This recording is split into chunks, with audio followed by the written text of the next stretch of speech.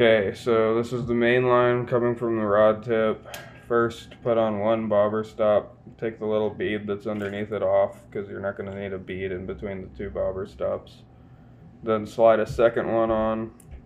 This just serves to basically you have them both pinched together, and it's a lot harder to move because oftentimes when the fish fights, it's going to shake this around a lot and this will slam against the bobber stop.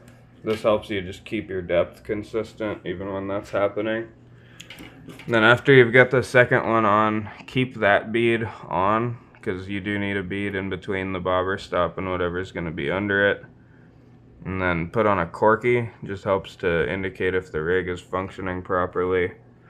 And then underneath this, I like to run a second float and a second bobber stop, both to protect the knot if I intend to run it like a slip float.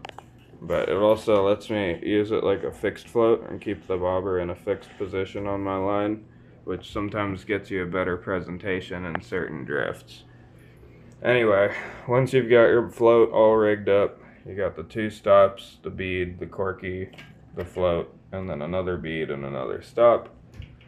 To the end of your main line, the only knot that you're going to tie as far as your main line goes is going to be right here to the swivel on the inline weight, and you'll want to use like 1/2 ounce or 3/8 ounce.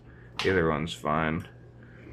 Anyway, get like 1.5 to 2 feet of fluorocarbon.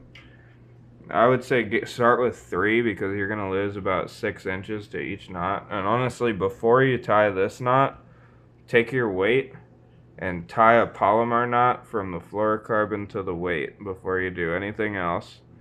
And then come down and tie your second Palomar knot to the jig.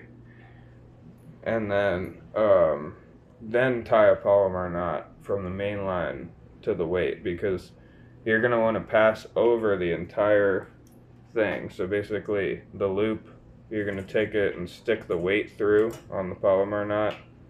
Stick the weight through the loop, and then following the weight, like pull all the line through and pass the jig through, and then once everything is through, then you can cinch the knot down.